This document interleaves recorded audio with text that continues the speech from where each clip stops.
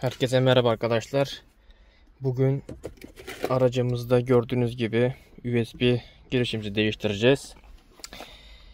Bunun sebebi de CarPlay desteklemiyor. Benim aracım Ford Focus 2016 Amerikan yapımı bir model olduğu için Avrupa'ya gönderilen araçlardan farklı ve bu yüzden de bu USB girişi ne yazık ki CarPlay desteklemiyor ve ben de gittim bu ürünü aldım. Hem çift USB girişli hem de CarPlay'i destekliyor diye aldık. Bugün değişimini yapıp deneyeceğiz. Bakalım, şimdi kutumuzu açtık.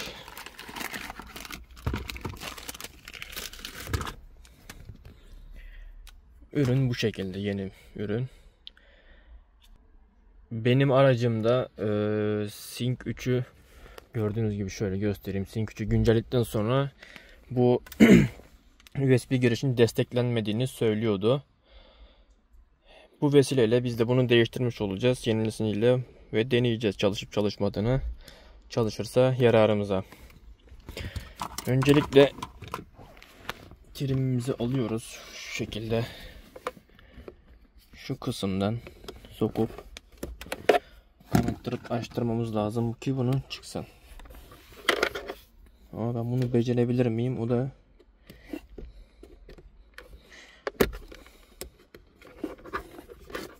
tek elle çok zor gibi.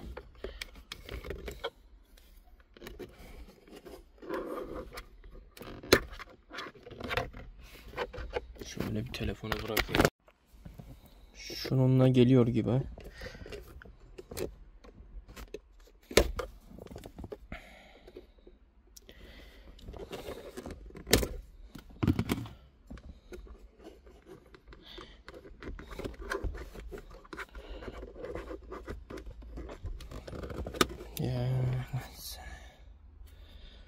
Malzeme yamuldu. Ürün gelmiyor.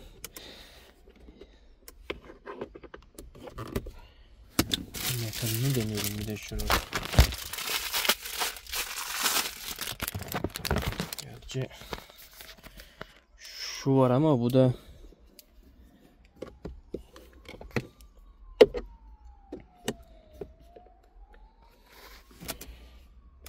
yani internette izlediklerim o tırnak varmış şurada.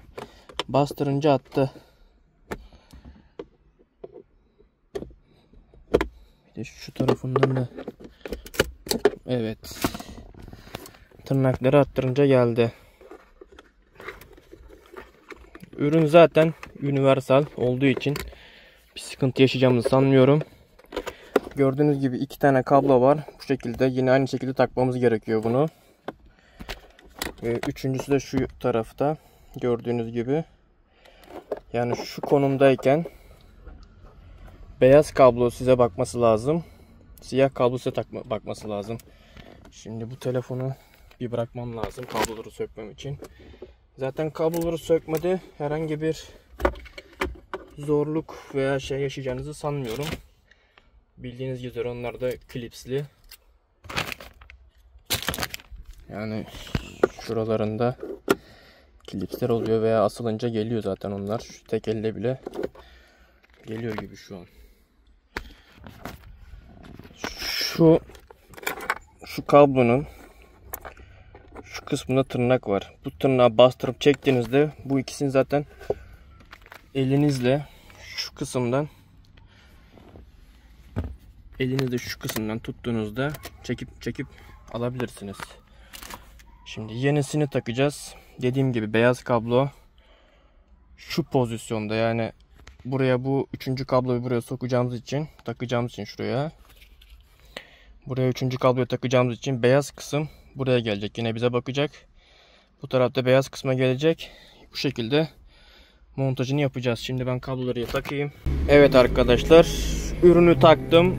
Biraz gecikmeli oldu. Bu yeni modülde tek giriş varmış. Beyaz boşta kaldı. Bu eski modülde çift giriş varmış. Sebebini araştırıp öğreneceğim. Videonun sonunda eklerim.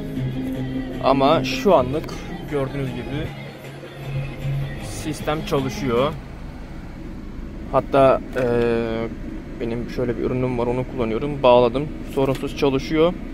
Bu ikinciyi bilmiyorum. Şu an boşta bıraktım. Ama ses geliyor, görüntü geliyor. Tuşların kontrolleri çalışıyor. Dediğim gibi araştırdıktan sonra sizlere geri dönüş yapacağım.